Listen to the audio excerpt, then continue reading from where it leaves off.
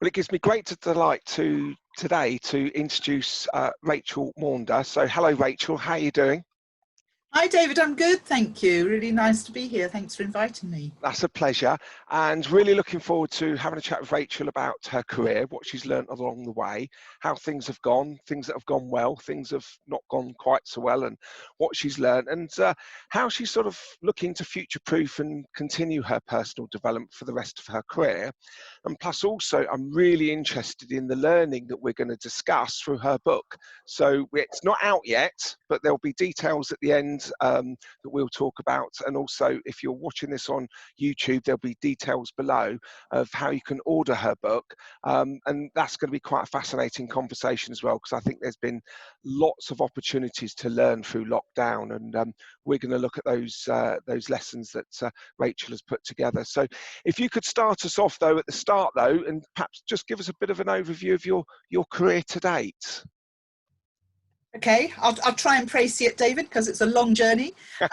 So well, I guess I started with, when I finished uni, I went and worked for Laker Airways for 3 years as cabin crew, Wow. which was really fun. That was a fun job because you're never going to work, you're always going somewhere.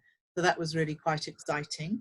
And then when they went bust in 1982, my degree, which had been in social science and administration, for some bizarre reason also gave me a youth work qualification. And that allowed me to apply for and get a job with London Borough of Sutton.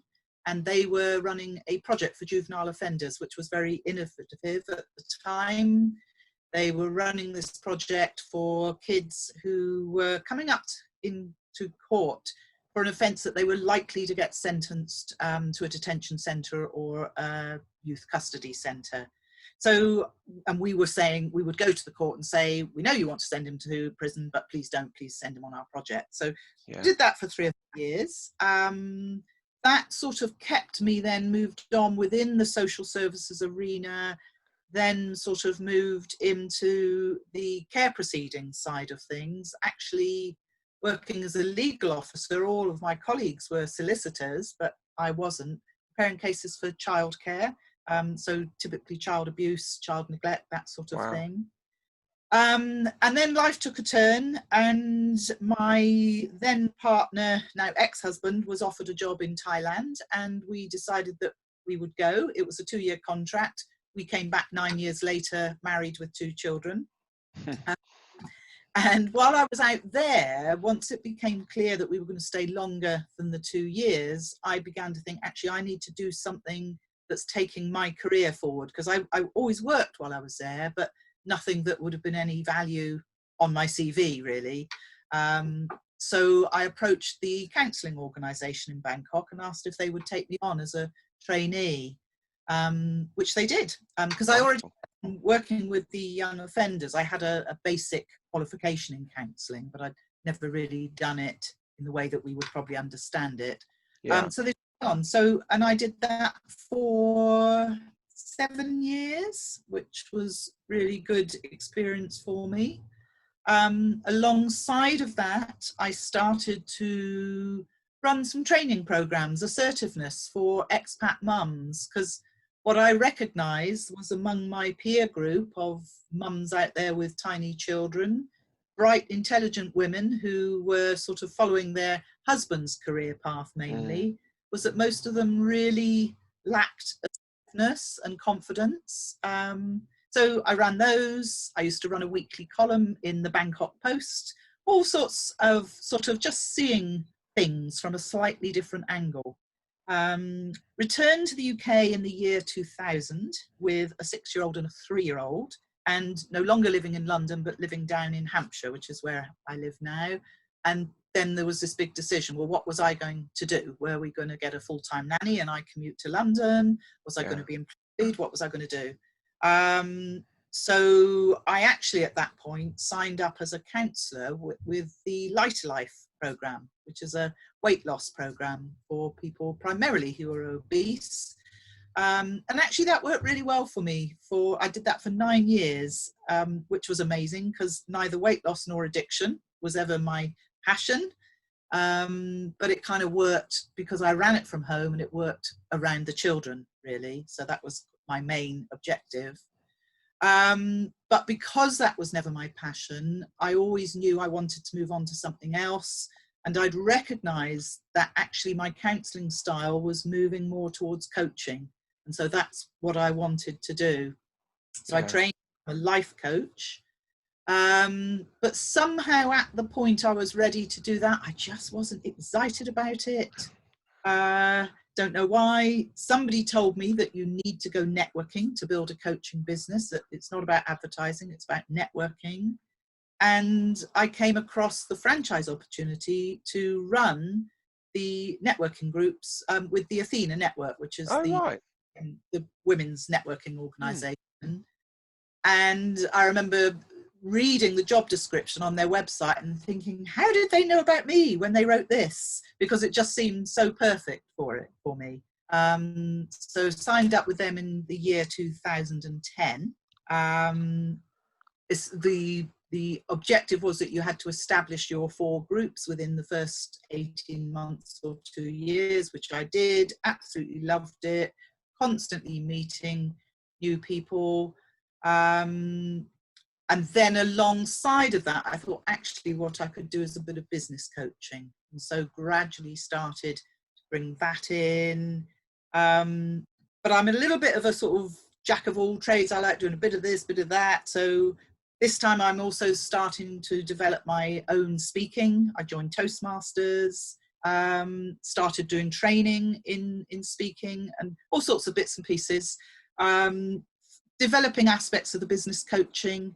And then in 2018, so just over 2 years ago, I decided I needed to focus more on my own business and to let the franchise go with Athena. So I'm still an active member of Athena.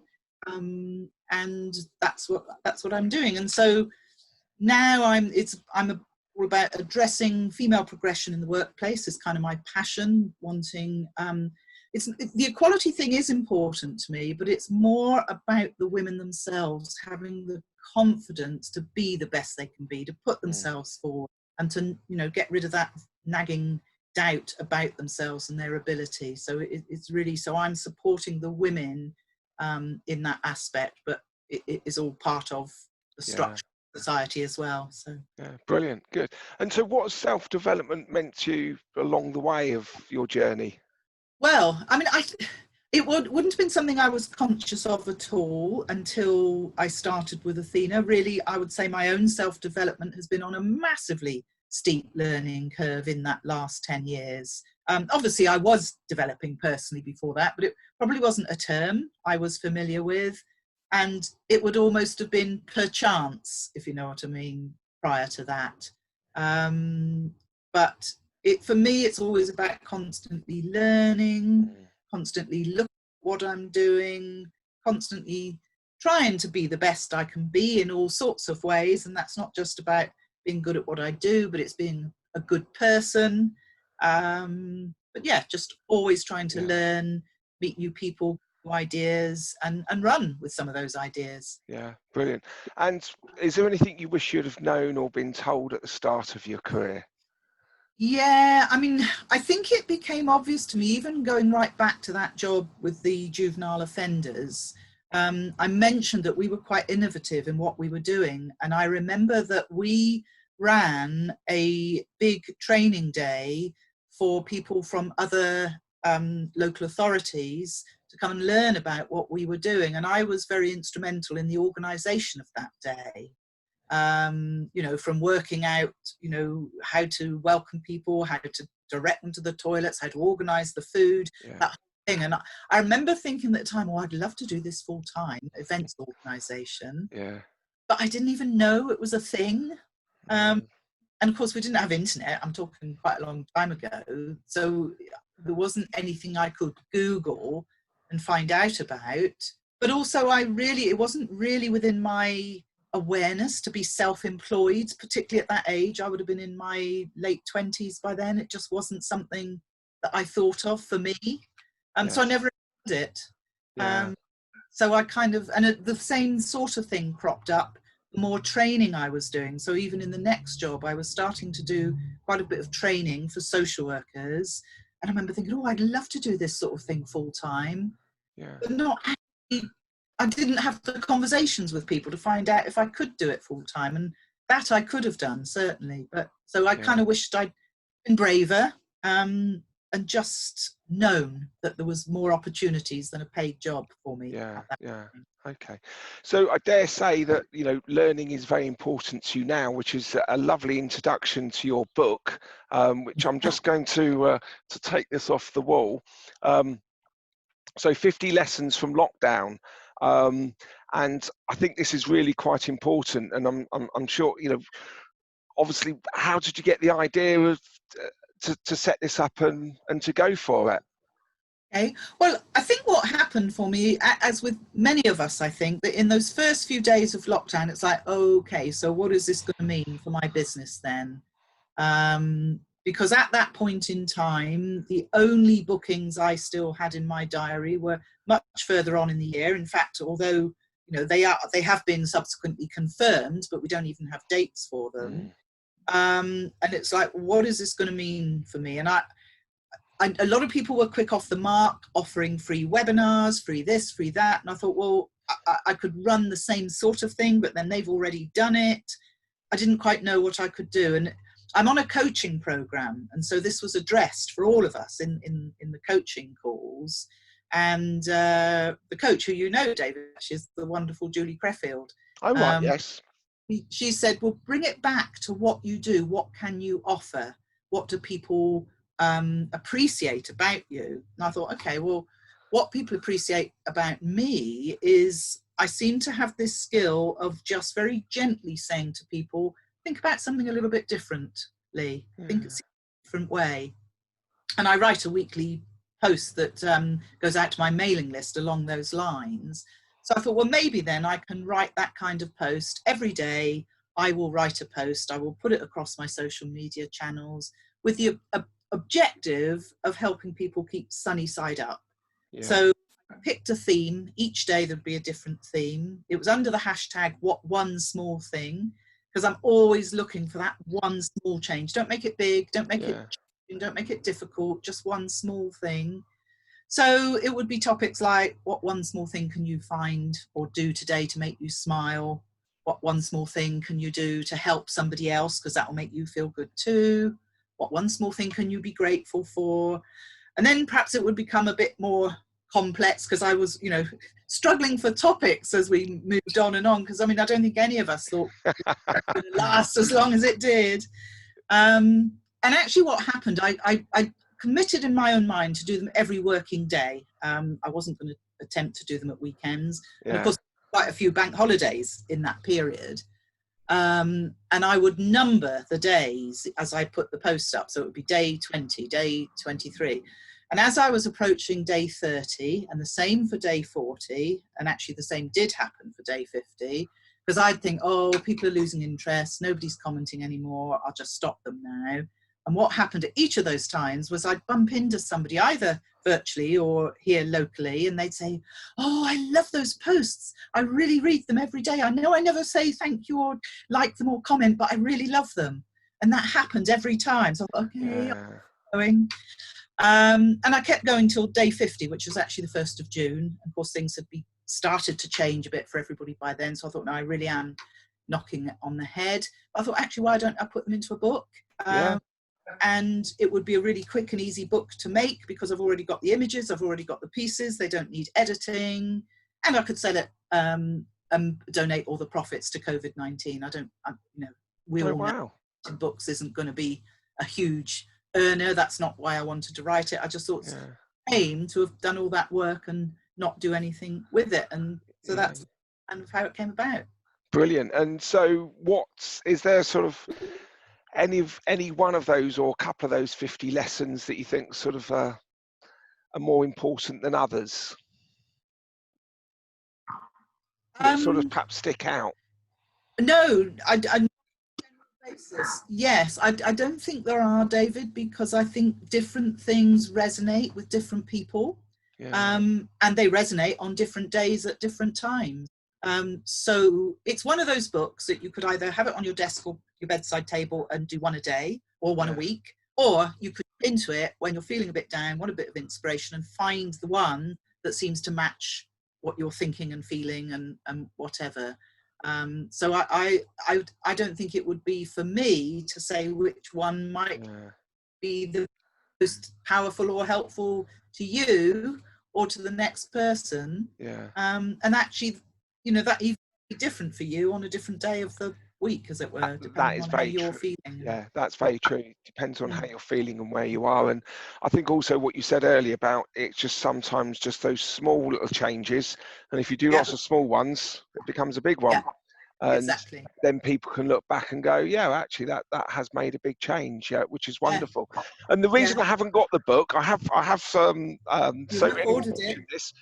ordered it, but it's not quite out yet. So if you want to get yourself on the list to, and you know, it's a lovely thing to also to remember this time by. Hopefully we're on our way out. But it, you know, it would also be quite nice to go, oh gosh, yeah, that was in 2020, wasn't it? That's when actually a lot of the things you know, the ones that I've seen on LinkedIn, a lot of those posts, you know, are also relevant to any times of our lives, you know, when we're perhaps need that sort of little sort of pick me up. So that's really good. So do you fancy writing any more after this? Yes, I mean, I've got 2 or 3 books, David, that are sort of almost written and never quite got over the line. And one that I was already planning to write, and again, have all the copy, I just haven't done anything with it. I mentioned earlier that I send out a weekly bite-sized tip, which similar sorts of things, they're on very similar lines, but they're much shorter. The things I send out on a Monday morning are always 150 words or less. That's kind of my thing. They need to be quick to read. And again, people often respond and say, oh, that was just what I needed to read this morning, Rachel. So I used to write those, and I thought, actually, when I've got 101 of those, I'm going to put them in a book. Good idea. And actually, I continue to write those, so I've probably got a book and a half's worth. So yeah, that will come out. And another one that I've already got 2 or 3 other books that I don't know whether ever will come out, to be honest, because they're more serious books, if you like. Yeah. But one of the things that I'm now starting to do is to share funny little stories from my own life that actually have learning from. And I thought, actually, I could do that. I could create a book. So sort of have one page of telling the story and then say, this is the learning. How can you adapt that? That's a great idea. So that's another idea. Yeah, because it is, you know, storytelling is so important, as we know, and quite often, I mean, there's that phrase, there's a book in everybody, which I don't know, we could debate that all the time, but a lot of people have said that's a great way of putting a book together, is just putting down all your stories and all your ideas over a period of time, and then you've just got to link them together.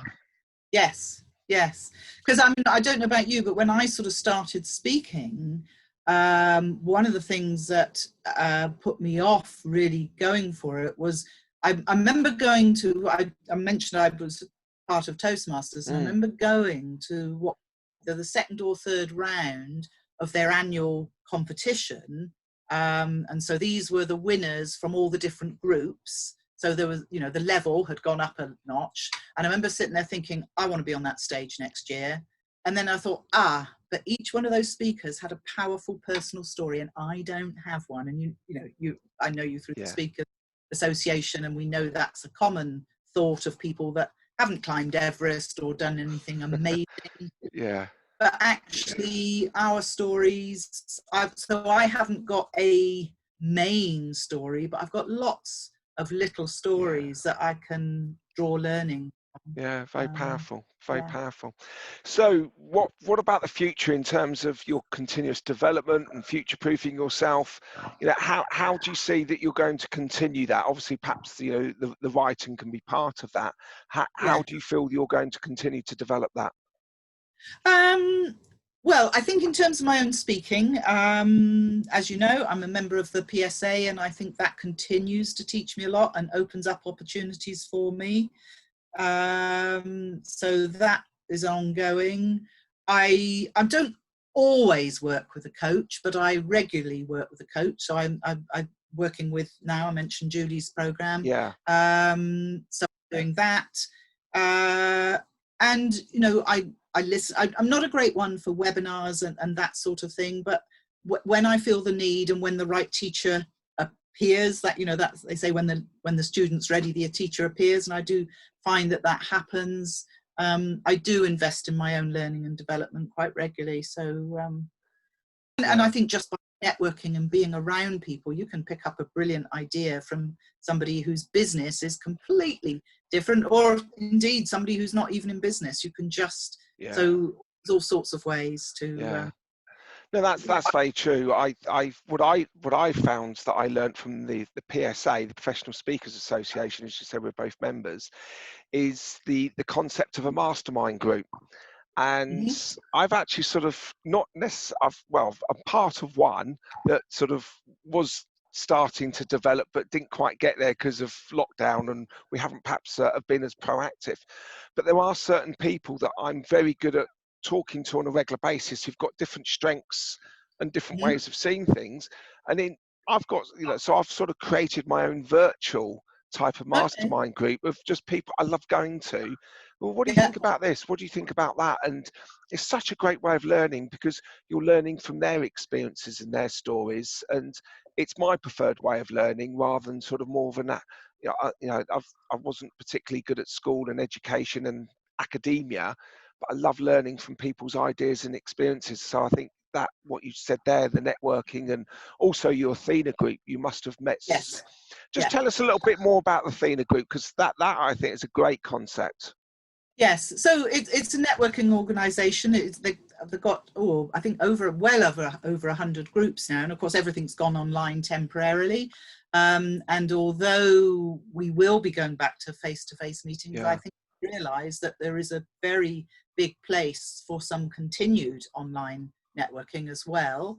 How it runs is that people are organised. You go to the group that you choose, but only one person per profession. That's what I like. That's what I like. So you get different thinking. Yes. Sometimes, of course, you can have let's say two solicitors, because one's only does employment and one only does wills and kind of thing. Then that's fine. But otherwise, you only have one profession. Maximum of about 24, 25 in a group, and quite a structured meeting. So you learn a lot. There's always a presentation of some description. The meeting I was at earlier today, somebody was talking about social media. Huge amount of support and encouragement. Absolutely brilliant. Massive. But what I like is the fact that you've got people from different types of businesses and industries, because I think that's the key. Because sometimes I think, well, the trouble is if I go and speak to everyone who's doing something similar to me, we're just going to have the same conversation because we think similar. But if I speak to other people in totally different situations and businesses to me, I can go, do you know what? That's a really good idea. And I'm always saying this to directors and managers that I perhaps coach in businesses. When was the last time, perhaps you've got a friend or someone that you know works in a totally different business? I mean, obviously this unfortunately doesn't happen very often. When have you ever gone and shadowed them for half a day and understand how their business works? And you walk out and go, wow, because I learn loads when I come out of some businesses, and there's some that I sort of walk out and think, God, thank goodness I don't work there.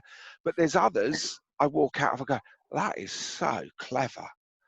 Yes. And I think, God, goodness, I've just been paid for, going in there to do a session. I've learned loads. And I think we don't always do that enough. We always seem to network in our own areas. That's why I like the Athena concept. I think that's really clever. Yes. Yeah, no, it is good. And I know some people sort of are a little bit critical or of the fact that it's women only. And it's not to say that women only is better. I also do a lot of mixed networking, but it's just a different energy. And I think for the reasons I mentioned right at the beginning when I was talking about women's progression, women often feel intimidated. It's their own perception. I'm not saying that men are intimidated, but women often feel intimidated in a mixed environment, particularly if their business is what I would call one of the softer industries. So healers, coaches, that sort of thing. They feel a bit uncomfortable in what is often in when it's mixed networking a predominantly male network. So, no, you're absolutely right. I mean, you know, people are critical because let's face it, after Brexit and lockdown, I think if most people have noticed on the television, people can be critical about absolutely everything. Exactly. Yeah. That's one of the bad things I think of what, you know, Brexit and lockdown has created, is just everyone's got an opinion that's opposite to the poor person that's got to make a decision. So that's been absolutely brilliant. So just to reconfirm, details below on Rachel's book.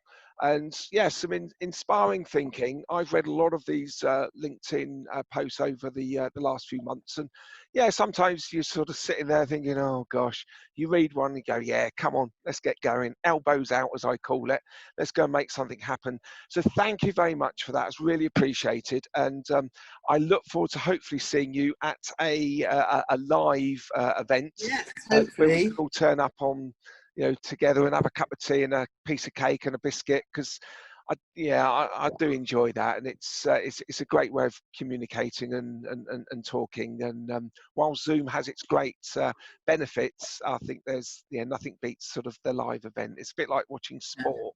Watching it on telly and watching it live is just so totally different. So thank you very much for your time, and I look forward to seeing you again soon. Yeah. All right, David. Take care. Thank you. Okay, bye. Bye. Thank you.